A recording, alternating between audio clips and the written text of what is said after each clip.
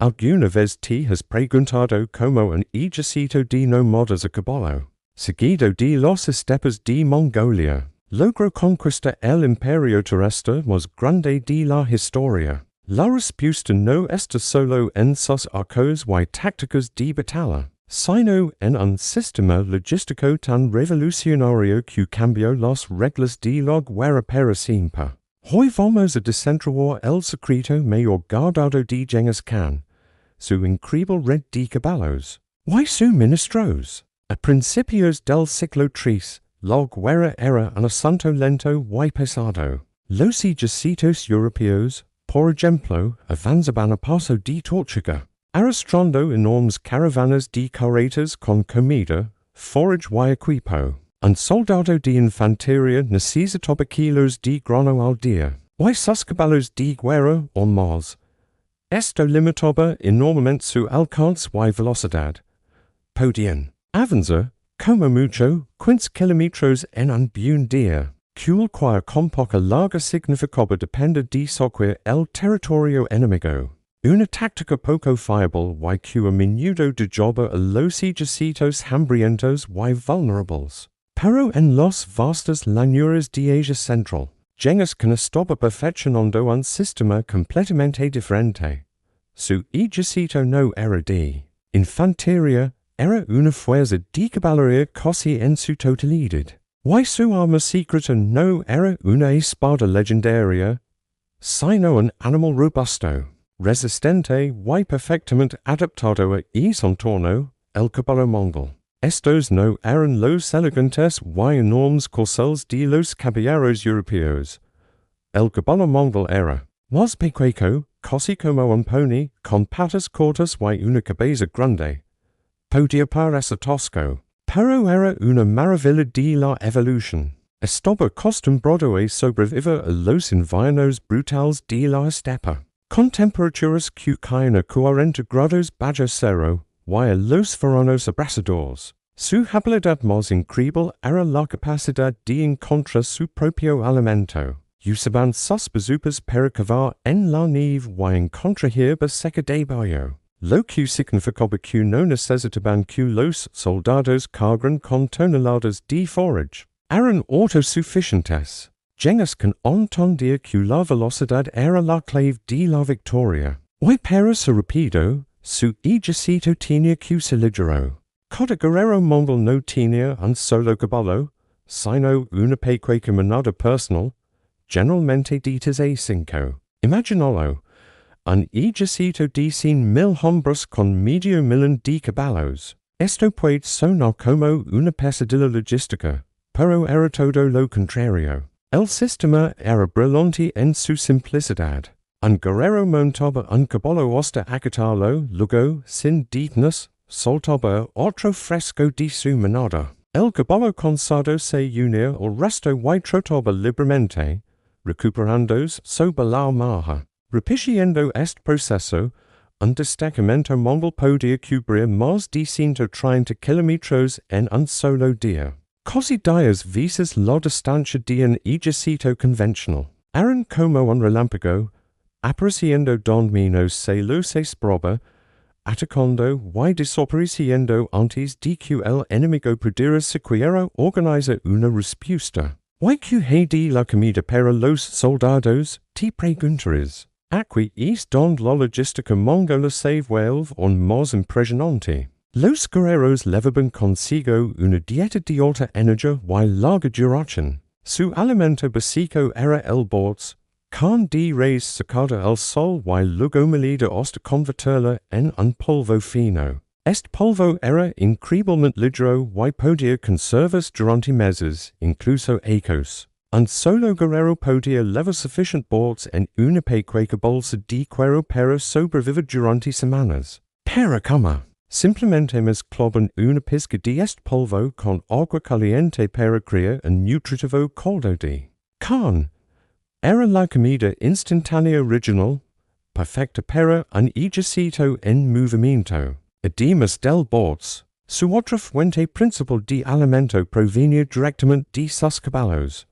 Pero no se los comían, al menos no como primera opción. Los guerreros mongoles eran expertos en sangrar a sus caballos de una vena del cuello, extrayendo una pequeña cantidad de sangre que luego mezclaban con leche de agua, para crear una bebida rica en proteínas y calorías. Esto les permite obtener sustento sin dar permanentemente a su montura. Un recurso demasiado valioso como para sacrificarlo a la ledra. La leche de agua fermentada, conocida como erg, también era una parte fundamental de su dieta. Esta independencia logística les dio una ventaja estratégica abrumadora. Mientras sus enemigos estaban atados a sus líneas de suministro, los mongoles vivían de la tierra y de sus propios recursos móviles. No necesitaban asedios largos y tediosos. Simplemente podían rodear una ciudad, cortar sus suministros y esperar a que se rindiera por hambre, mientras sus propios soldados y caballos postaban tranquilamente en los alrededores. Pero la genialidad de Genghis no se detuvo ahí. Una vez que conquistaba un territorio, no solo lo saqueaba y se iba. Creaba un sistema de comunicación y transport sin precedentes, el YAM. El YAM era una vasta red de estaciones de relevo, estratégicamente ubicadas a lo largo de las rutas comerciales y militares del imperio.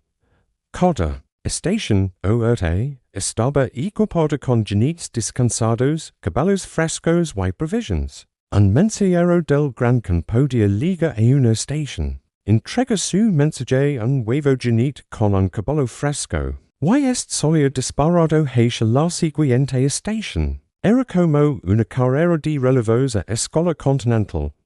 Gracias al YAM, los mensajes y los órdenes podían viajar a velocidades asombrosas, cruzando el vasto imperio en cuestión de días, en lugar de meses. Se dice que Marco Polo quedó absolutamente maravillado con la eficiencia del YAM, describiendo cómo los mensajeros podían cubrir hasta 400 kilómetros en un día. Este sistema no solo servía para la comunicación militar, unificó el imperio, facilitando el comercio en la famosa ruta de la seda y permitiendo a Genghis Khan y sus sucesores gobernar un territorio inmenso con una eficacia nunca antes vista. El YAM era la Internet de la Edad Media, una red de información y logística que mantenía unido al imperio. Entonces, cuando pensamos en el ejército mongol, no debemos imaginar simplemente una horda bárbara.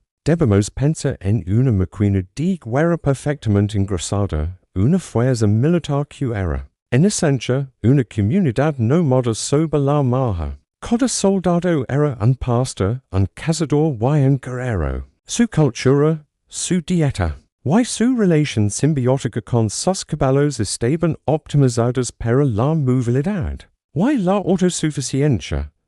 Genghis Khan no inventó el caballo mongol ni la vida nómada, pero fue un genio organizativo que supo potenciar estas ventajas naturales y convertirlas en un sistema militar imparable.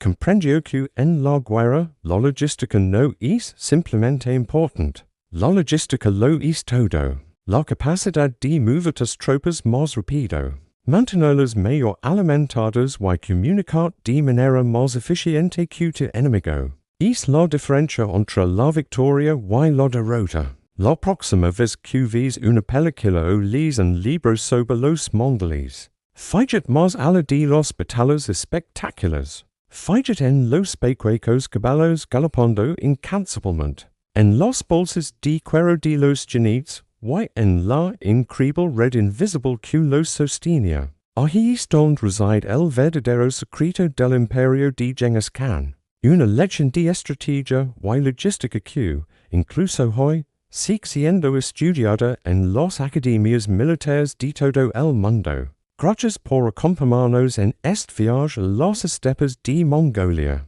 Si te ha gustado este video y quieres descubrir más secretos fascinantes de la historia, no olvides darle a like, suscribirte en nuestro canal y activar la campanita para no perder ningún episodio. Hasta la próxima. Alguna vez te has preguntado como un grupo de tribus nómadas de los estepes de Mongolia logró construir el imperio terrestre más grande de la historia. Solemos pensar en hordas de jinetes arqueros, en tácticas de batalla brillantes y en líderes carismáticos como Genghis Khan. Y todo eso es cierto, pero la verdadera clave de su éxito, el motor secreto que impulsa su increíble expansión, no se encontraba en el campo de batalla, sino en su logística. Sí, has oído bien.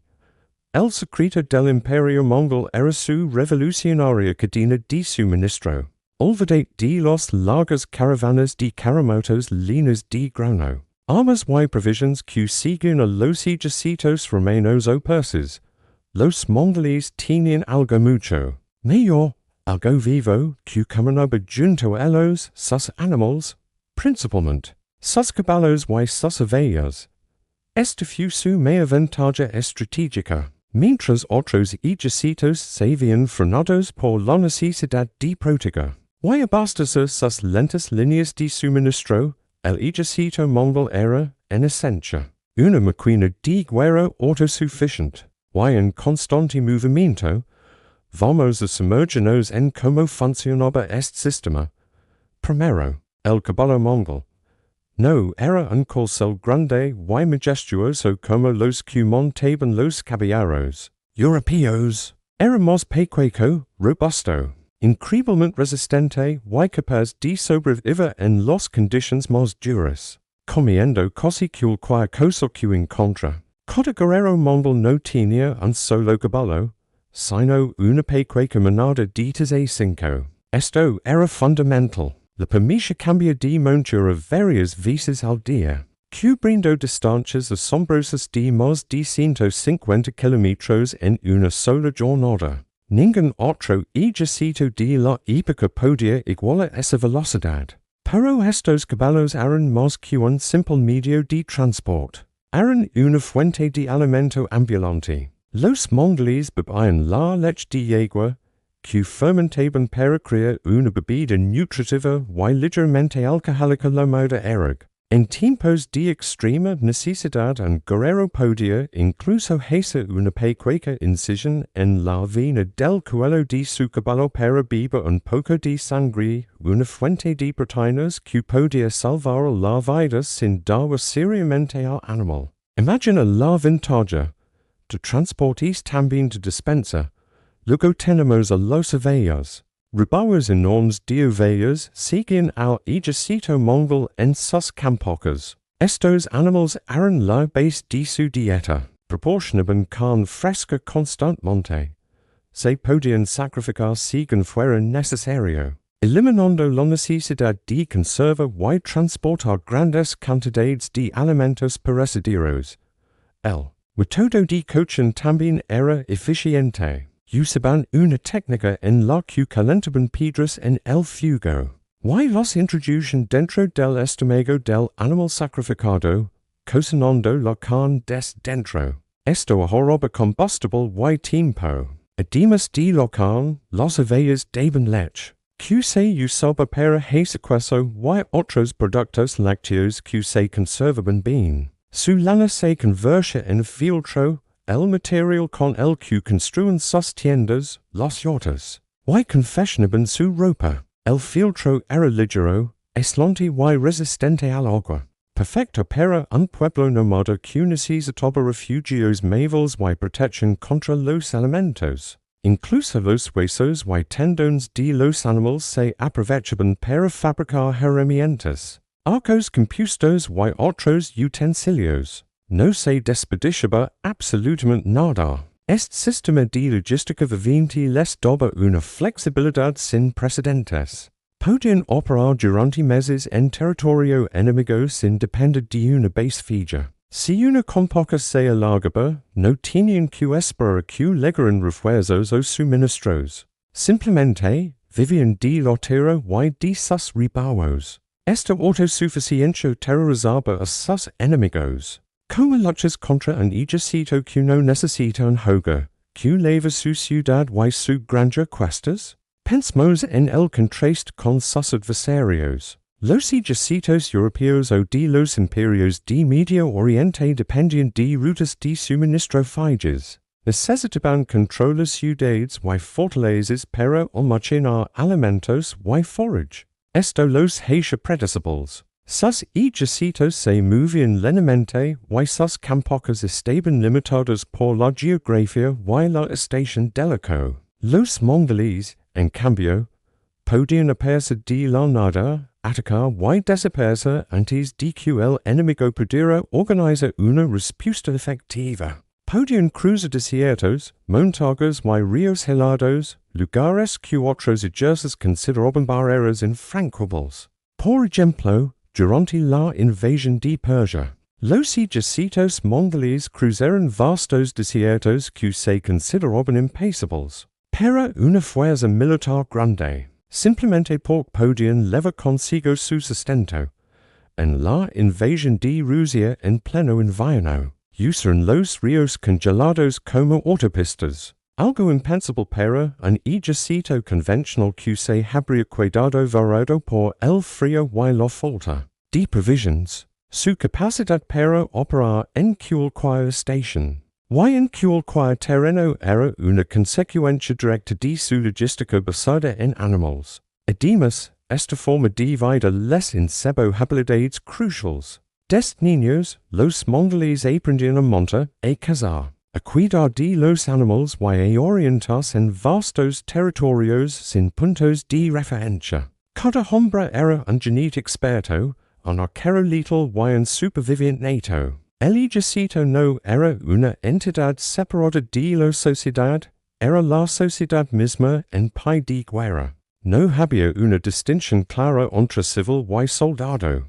Esta cultura nómada era el campo de entrenamiento perfecto para el tipo de guerra que iban a librar. Las famosas tácticas mongolas, como la retirada fingida, el envolvimiento y los ataques relámpago, solo eran posibles gracias a la velocidad y la resistencia que les proporcionaban sus caballos. Podían atraer al enemigo una persecución agotadora. Solo para darles la vuelta y aniquilarlos cuando estaban exhaustos y desorganizados. Podían rodear ejércitos mucho más grandes, hostigándolos con flechas desde todas las direcciones, manteniendo siempre fuera de su alcance.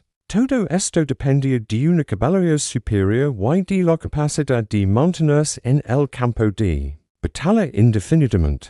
Así que, la próxima vez que pienses en el imperio mongol, no imagines solo a Genghis con en su trono o a las hordas de arqueros a caballo, cargando contra el enemigo. Imagina también los interminables rebaños de ovejas marchando tranquilamente detrás de las líneas. Imagina a los guerreros ordeñando a sus yeguas al final de un largo día de marcha, porque fue en esa simbiosis perfecta con sus animales, donde residía el verdadero genio militar de los mongoles. Su imperio no se construyó solo con arcos y flechas, sino con leche, carne y lana. Fue un imperio sobre bazucas, una máquina logística perfecta que el mundo nunca antes había visto. Este enfoque nos enseña una lección importante sobre la historia y la estrategia. A menudo nos centramos en las batallas, los generales y las armas.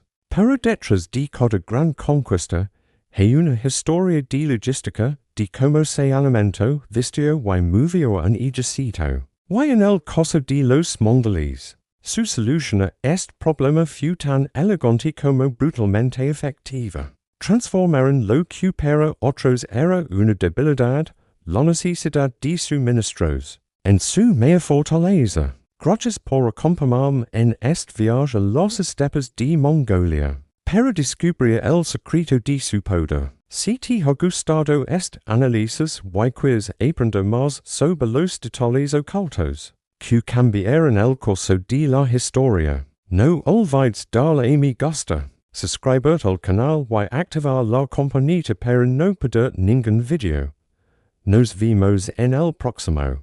No eran los más fuertes, no eran los más numerosos, eran simplemente los que mejor sabían cómo. Los espias del imperio gin legaban con noticias que nadie quería creer. Los mongoles no solo estaban avanzando, estaban comiendo mejor que sus propios soldados. ¿Cómo era posible? ¿Cómo podía un ejército de nómadas tener más comida que el imperio más rico de Asia? Los generales que nos revisaban los informes una y otra vez siguen sus cálculos. Los mongoles tenían que estar hambrientos, no tenían agricultura, no tenían comercio, no tenían impuestos para comprar grano. Sin embargo, sus jinetes legaban gordos y fuertes mientras los soldados gin reciaban el arroz. La respuesta estaba en algo que los chinos nunca habían considerado. Los mongoles no necesitaban cultivar la tierra. Ellos cultivaban animales. Cada yegua era un campo de trigo ambulante. Cada oveja era un almacén de proteínas. Cada caballo era un tractor, un camión y un plato de comida al mismo tiempo. Pero había un problema. Los animales necesitaban espacio. Necesitaban hierba fresca todos los días.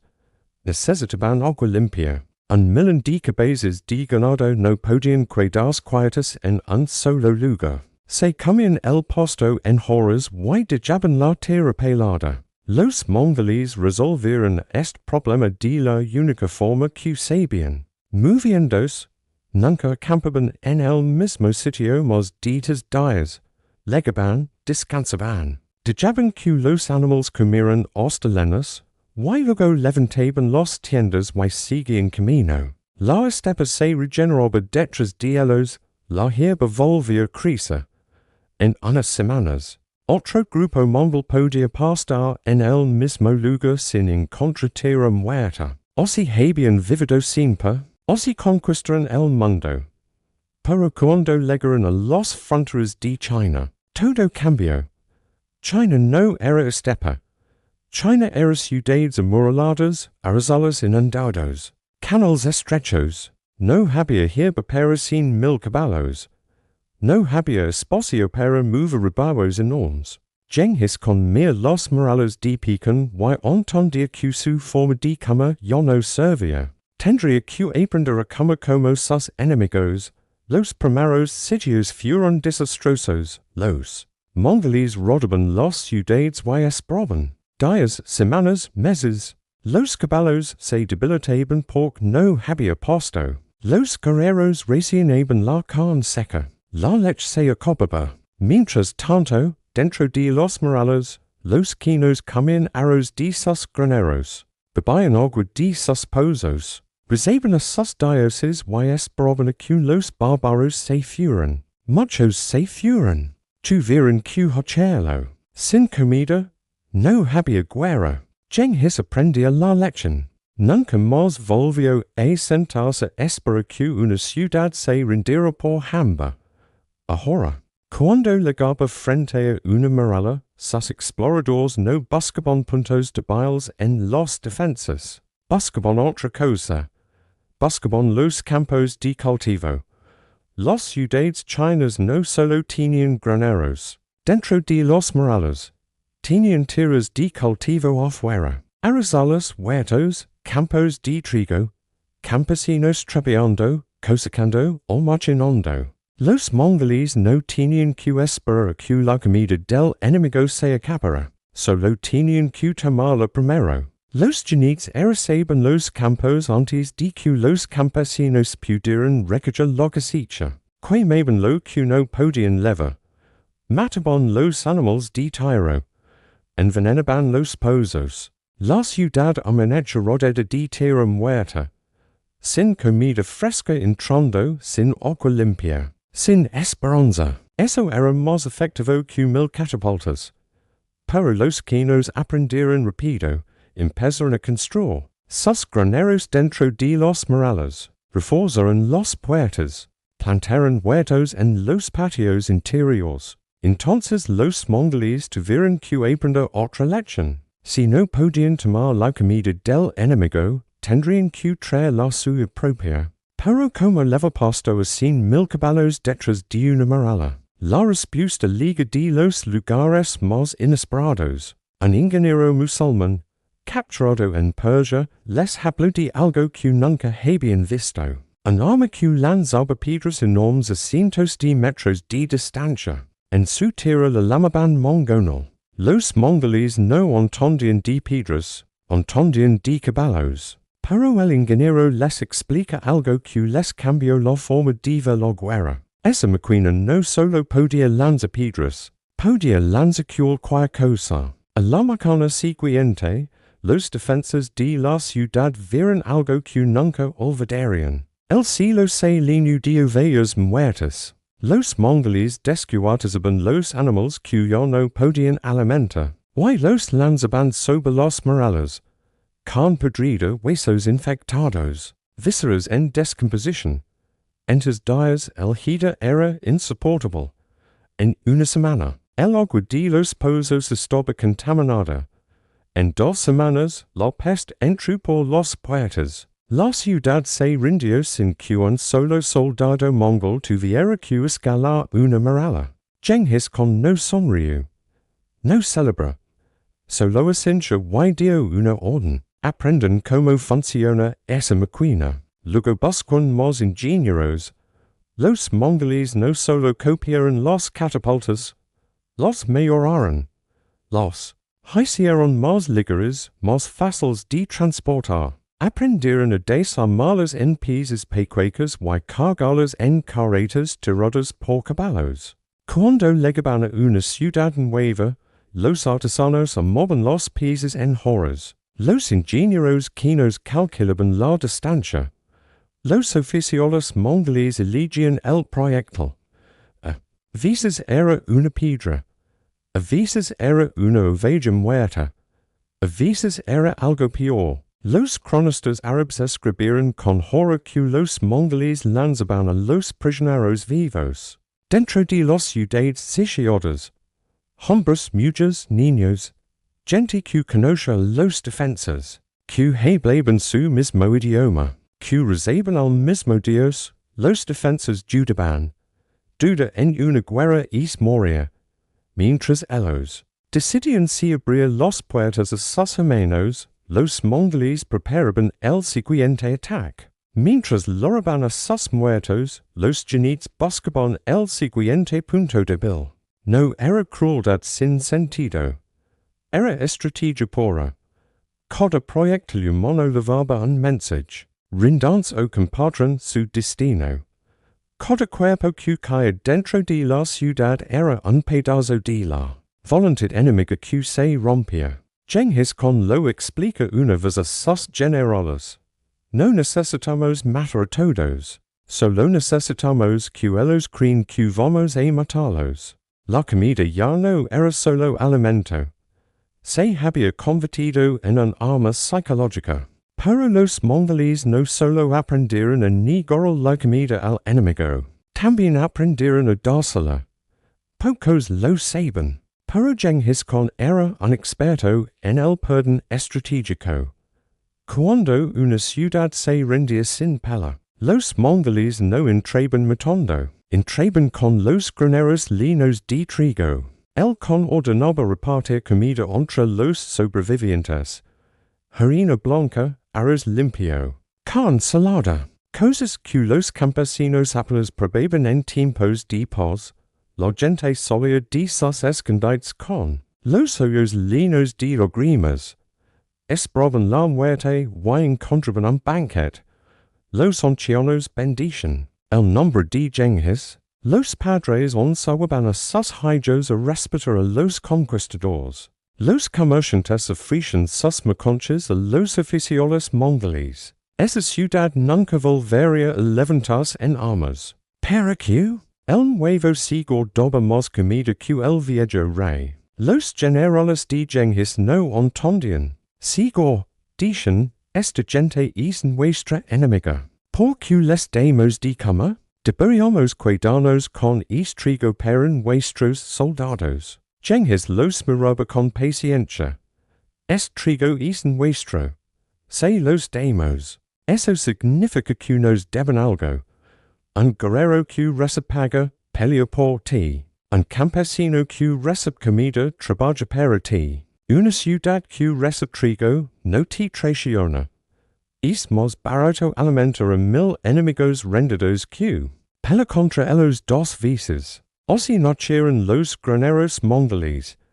En cada territorio conquistado, los administradores construyen depósitos enormes de grano. No eran para los soldados, eran para la población local. Cuando llegaba la primavera, los campesinos recibían semillas para sembrar. Cuando llegaba el invierno, recibían raciones para sobrevivir. Cuando había sequía, los graneros se abrían sin espera órdenes de la capital. Los mongoles eran crueles en la guerra, pero en la paz gobernaban mejor que los reyes y los que habían derrotado. Por eso su imperio dura más de lo que nadie imaginaba. Por eso la gente común a veces los extragaba cuando se fueron. Ellos no lo sabían. Pero Genghis Khan había inventado algo nuevo, algo que los imperios modernos todavía intentan copiar. Había entendido que la comida no es solo supervivencia. La comida es control. El que controla el grano, controla el pueblo. El que controla los pastos, controla al ejército. El que controla el agua, controla la vida misma. Los mongoles no tenían fábricas, no tenían bancos, no tenían escuelas, pero tenían el trigo, tenían los rebaños, tenían los pozos. Y mientras lo tuvieran, nadie podría arrebatarles lo que habían conquistado. Los siglos pasaron. El imperio mongol se fragmentó en candidatos rivals. Los descendientes de Genghis peleaban entre sí por tierras que su abuelo había unificado. Pero el sistema de comida sobrevivió. En Persia, los mongoles aprendieron a cultivar melones y dátiles. En Rusia, aprendieron a hacer queso duro con leche de vaca. En China, aprendieron a beber té y a hervir el agua para no enfermarse. Tomaron lo mejor de cada pueblo y lo hicieron circular por todo el imperio. Las rutas del yam, esas postas de caballos frescos, se convirtieron en rutas comerciales. Caravanas enteras cruzaban Asia llevando trigo de un lado, arroz del otro, especies del sur, peels del norte. Un campesino en Corea podía comer pan seco con trigo de Persia. Un guerrero en Bagdad podía beber té de las montañas chinas. El mundo nunca había estado tan conectado. Nunca había comido tan variado. Y todo empieza con un hombre que mira un caballo y vio algo más que un animal. Vio la solución a todos sus problemas. Genghis Khan murió en 1227. Nadie sabe exactamente dónde está enterrado. Los guerreros que llevaron su cuerpo mataron a todos los que vieron el castillo fúnebre. Desviaron un río para ocultar la tumba. Luego plantaron árboles encima. 3 generaciones después, ni sus propios nietos podían encontrar el lugar. Pero el espíritu de Genghis seguía vivo en cada genique que cabalgaba hacia el oeste. En cada rebaño que cruzaba la estepa. En cada granero que alimentaba una ciudad conquistada. Los mongoles perdieron sus guerras, perdieron sus territorios, perdieron su idioma original, absorbidos por las culturas que alguna vez dominaron, pero nunca perdieron la forma de comer. Todavía hoy, en las estepas de Mongolia, los pastores nómadas ordenan sus yeguas al amanecer. Todavía hacen eriguen bolsas de cuero. Todavía se con bajo la silla de monta. El mundo moderno liga con supermercados y refrigeradores y comida enlatada. Ellos siguen prefiriendo la sangre caliente de su caballo favorito. Afuera hace 40 grados bajo cero. El viento corta la piel. La hierba está enarrada bajo un metro de nieve. El pastor mongol sonríe. Abraza el cuello peludo de su yegua. Y bebe despacio. Su ejército ya no existe. Su imperio es polvo. sus dioses son apenas un recuerdo, pero la yegua sigue dando leche. Y mientras ella leche, he vida. Los soldados del imperio mongol no pelaban igual que los demás. No había tambas anunciando su llegada. No había banderas marcando el camino. No había generales gritando órdenes. Desde la retaguardia. Solo había silencio. Un silencio pesado que crecía a medida que los jinetes se acercaban. Primero era un rumor como tormenta en el horizonte, luego un temblor suave en la tierra, después un rugido que llenaba el pecho. Y entonces llegaban los caballos pequeños, peludos, cubiertos de sudor, los jinetes encorvados sobre el lomo, casi pegados a la crin, los arcos tensos, las flechas listas. Nadie hablaba, nadie gritaba, nadie perdía el aliento en peligros inútiles. Los mongoles habían aprendido que el ruido no gana batallas. La comida sí. Por eso antes de cada combate, los guerreros hacían algo que los cronistas nunca entendieron del todo. Se sentaban en círculo, sacaban sus bolsas de cuero, y comían juntos en silencio. No era un ritual religioso. No era una ceremonia tribal. Era pura estrategia. Un hombre con hambre. Pelea mal, sus reflejos fallan. Su vista se nubla. Su mente solo piensa en cama. Un hombre con el estómago lleno pelea como días. Genghis con lo rapicio cientos de veces a sus oficiolas. Antes de la espada, vin la comida. Primero llenan la panza de sus hombres, después badanals que mueren por ustedes. ¿Alguna vez te has preguntado cómo un grupo de tribus nómadas de las estepas de Mongolia logró construir el imperio terrestre más grande de la historia en solo unas pocas décadas? La respuesta no está solo en su ferocidad, sino en una maquinaria de guerra y logística tan brillante y letal que cambió el mundo para siempre. Hoy vamos a desentrañar los secretos de la estrategia militar de Genghis con y sus mongoles. Todo comenzaba con el guerrero mongol y su compañero más leal, el caballo. No era un caballo cualquiera. Era el caballo mongol, pequeño, resistente, capaz de sobrevivir con poco forage, y de soportar climas extremos. Cada guerrero no tenía uno ni dos, sino entre dos y cinco de estos increíbles animales. Esto les daba una movilidad sin precedentes. Podían cubrir hasta 100 kilómetros en un solo día, cambiando de montura para no agotar a ninguna. Esta velocidad era su primera gran arma. Los ejércitos enemigos simplemente no podían prever de dónde vendría el siguiente ataque. Aparición como fantasmas golpeaban y desaparecían antes de que se pudiera organizar una defensa efectiva. La base del ejército mongol era la caballería ligera, armada con el famoso arco compuesto mongol.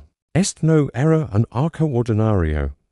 Era una obra de ingeniería, hecho de cuerno, madera y tendones laminados. Era relativamente pequeño, lo que permitía usarlo cómodamente a caballo, pero increíblemente potente.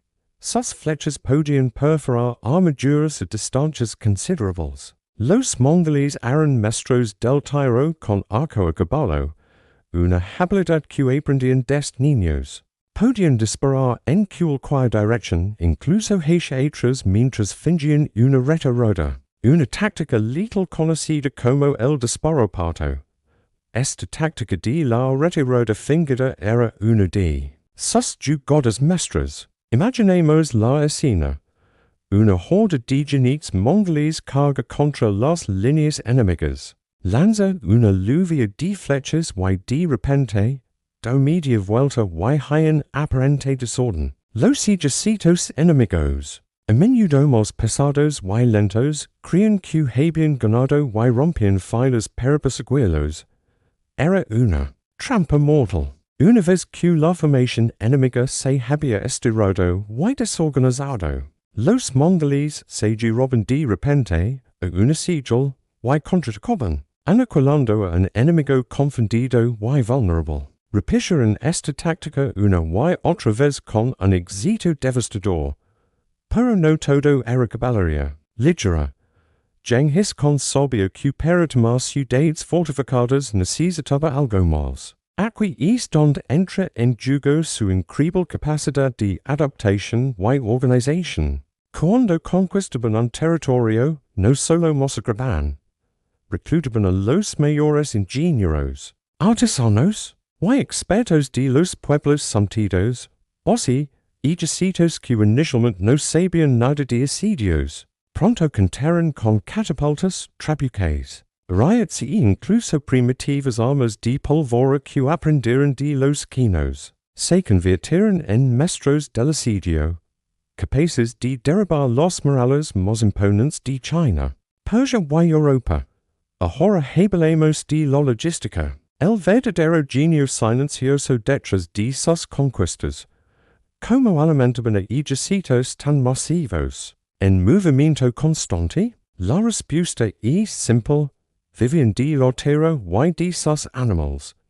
Cada soldado llevaba consigo lo essential. Su comida consistía en carne seca y pulverizada, la de bots, y leche de sus yeguas, que también fermentaban para crear una bebida alcohólica nutritiva llamada erg. Si la comida escaseba, podían sangrar a uno de sus caballos, beber la sangre mezclada con leche y seguir adelante sin matar al animal.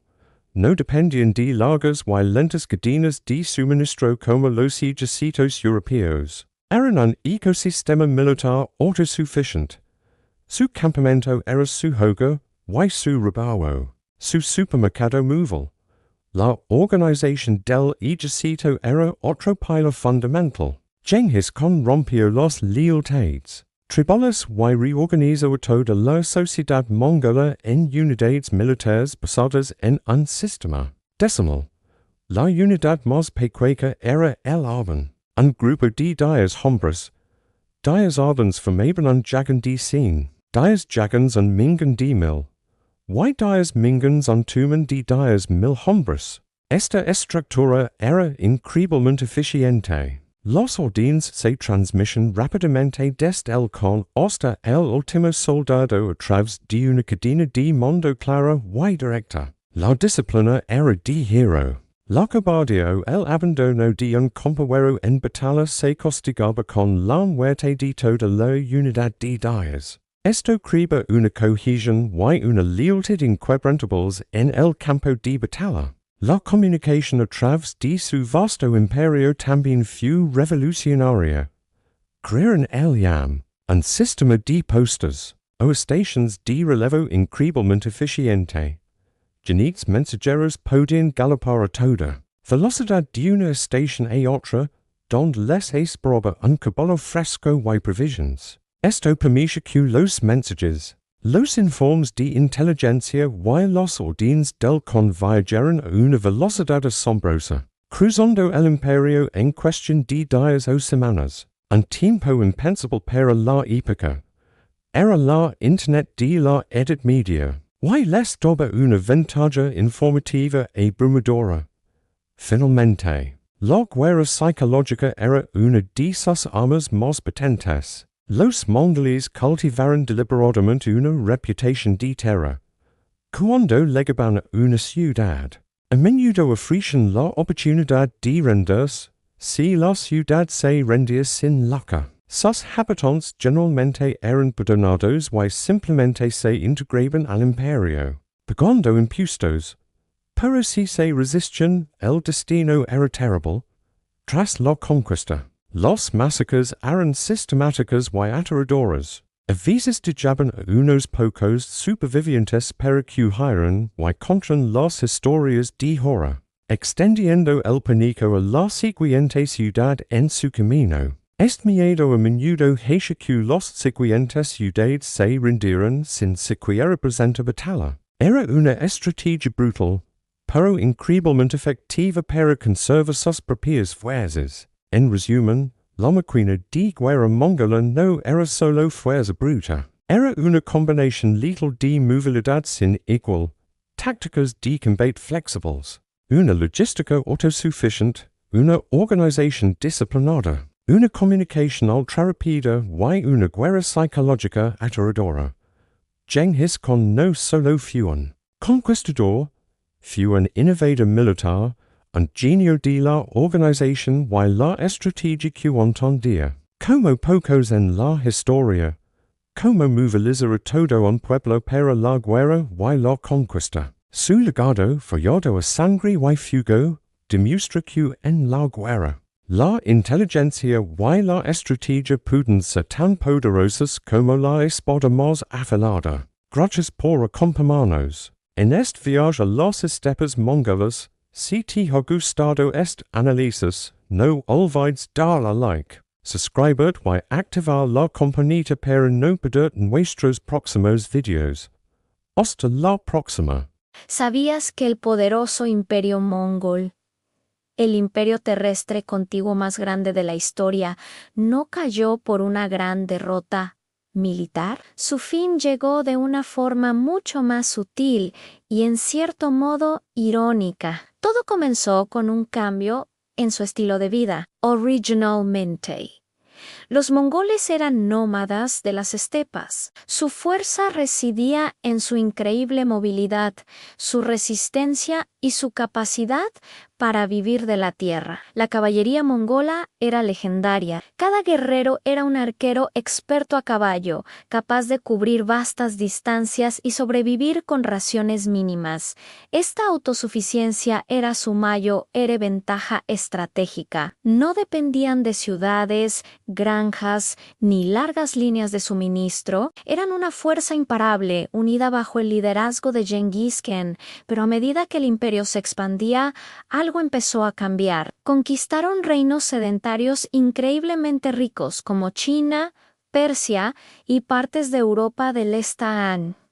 De repente, los líderes mongolíes y sus élites se vieron rodeados de un lujo que jamás habían imaginado. Palacios suntuosos, sedas finas, banquetes interminables y una burocracia compleja para administrar sus nuevas tierras. Poco a poco, la vida en las ciudades comenzó a parecer más atractiva que la dura vida en la estepa. Los descendientes de Genghis Khan, como su nieto Kublai Khan, trasladaron la capital a ciudades como Dadu, la actual Pekín. Construyeron palacios, adoptaron costumbres de los pueblos conquistados y empezaron a gobernar como emperadores sedentarios, no como kings nómadas. Este cambio fue el principio del fin. Al establecerse, los mongoles se volvieron dependientes de la agricultura. Los impuestos de las ciudades y las complejas redes comerciales que antes simplemente saqueaban. Su legendaria movilidad se redujo en lugar de ser una fuerza militar que vivía de la tierra. Se convirtieron en una clase gobernante que necesitaba proteger ciudades y fronteras fijas. Esta dependencia de los recursos sedentarios creó nuevas vulnerabilidades, las sequías o las malas cosechas que antes no les habrían afectado gravemente, ahora podían provocar hambrunas y descontento popular. La administración de un imperio tan vasto y diverso desde una capital fija era una pesadilla logística. Las intrigas palaciegas, las luchas por la sucesión y la corrupción, problemas típicos de las dinastías sedentarias,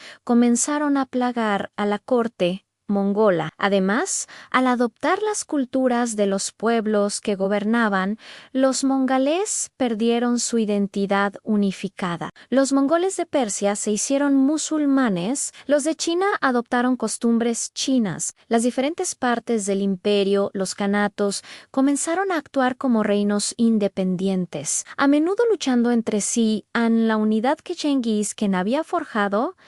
Se desvaneció. Ya no eran un solo pueblo con un destino común, sino facciones rivales compitiendo por el poder y la riqueza. Cuando las rebeliones internas y las presiones externas aumentaron, Los mongolís ya no tenían la ventaja nómada que los hizo tan formidables. Por ejemplo, en China, la dinastía Yuan, fundada por Kublai Khan, fue finalmente derrocada por una rebelión de campesinos que dio lugar a la dinastía Ming. Los mongolís fueron expulsados de vuelta a las estepas, pero ya no eran los mismos. Habían perdido las habilidades y la mentalidad que les permitieron conquistar el mundo. Así que, en última instancia, no fue un enemigo externo quien destruyó al imperio mongol, fue la propia conquista. El éxito los sedujo, los ablandó y los transformó. Abandonaron la estepa por el palacio,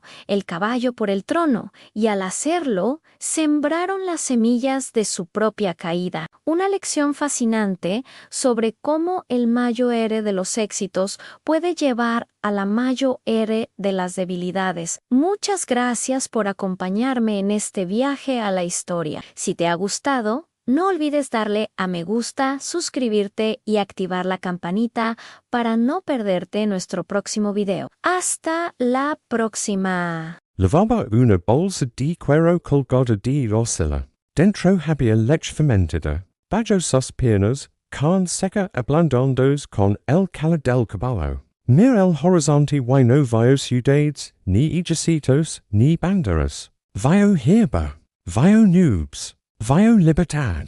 No sabía leer, no sabía escribir, no sabía cuánto medía la tierra ni cómo se llamaban las estrellas. Pero sabía algo que los reyes de Europa y los emperadores de China habían olvidado. Sabía alimentarse solo. Los viajeros rusos que comenzaron a explorar Asia en el siglo XVII se encontraron con estos hombres y no supieron qué pensar. No eran pobres, aunque vestían pieles gastadas. No eran ricos, aunque tenían cientos de caballos. No eran salvajes, aunque bebían sangre cruda. Eran simplemente libres. Un comerciante moscovita escribía en su diario: estos tártaros no necesitan nada de nosotros. No compran vuestros productos. No temen vuestras armas. No respetan vuestros zars. Viven como vivían hace 1000 años. Y son felices así. No entendía que esa era su fuerza. Esa era la herencia de Genghis. No el imperio. No las conquistas. No la sangre derramada. La herencia era esta: la capacidad de mirar un animal viva en el todo lo que necesitas para vivir. Un caballo no es solo un caballo. Es leche, es carne, es sangre, es cuero, es tendones para hacer cuerdas, es crin para coser ropa, es huesos para hacer agullas, es bezupas para hervir y hacer pegamento. Un hombre que sabe eso no necesita fábricas, ni tiendas, ni gobiernos que lo protegen. Necesita estepa. Necesita su rebaño. Necesita libertad. Los historiadores occidentales llamaron a esto atraso. Para ellos, la humanidad avanzaba hacia las ciudades, hacia las fábricas, hacia el progreso. Los mongoles avanzaban en la dirección contraria. ¿Y eran felices así? En el siglo XX, el mundo cambió para siempre. Los gobiernos comunistas de Mongolia obligaron a los nómadas a vivir en ciudades. Les quitaron sus rebaños, los metieron en edificios de hormigón. Les dieron trabajos en fábricas y oficinas. Les dijeron que el progreso era eso, que su moderno era vivir entre paredes. Como comida enlatada depende del estado para todo. Muchos aceptaron. Estaban cansados del frío, del hambre, de los inviernos eternos. Pero algunos no. Unos pocos miles se negaron a bayar de las montañas. Escondieron sus caballos en vales remotos, siguieron ordeñando yeguas al amanecer, siguieron durmiendo bajo las estrellas. Los funcionarios del gobierno los persiguieron, los multaron, los encarcelaron. Nada funcionó. Estos hombres preferían la cárcel a vivir encerrados entre paredes, preferían el castigo a renunciar a sus animales.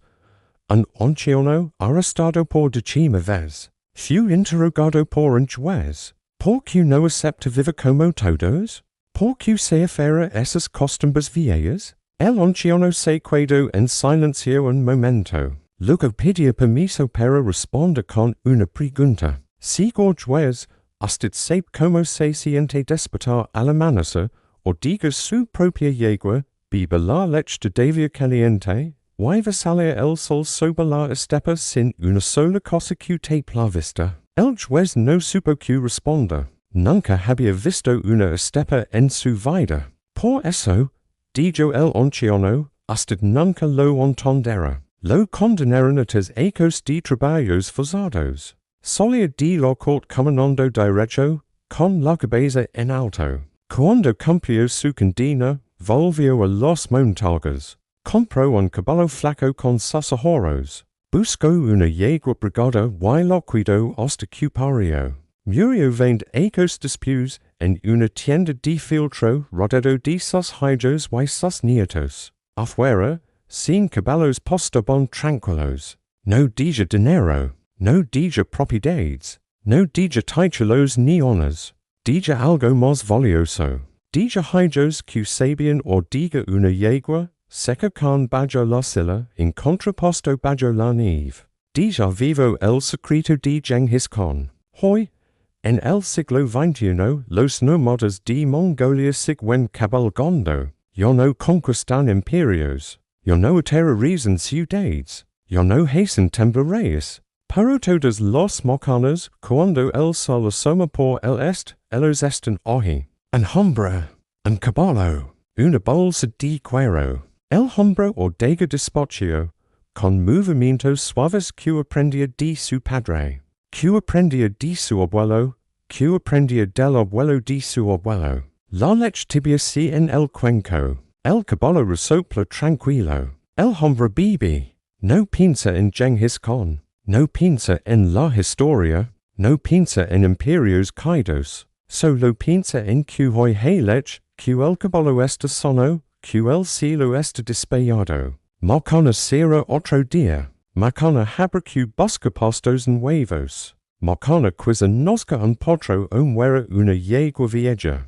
Pero hoy, en este momento, hay leche. Y mientras hay leche, hay esperanza. Los turistas llegan en jeeps todoterreno con cámaras carísimas. Quieren fotografía al último nómada, al hombre que vive como en la edad de piedra. El pastor los mira con paciencia. Posan para las fotos. Responden preguntas. Venden recuerdos de cuero. Cuando los turistas se van, él guarda el dinero en una caja de metal y vuelve a su caballo. Sabe que este dinero no le servirá si el invierno es muy duro.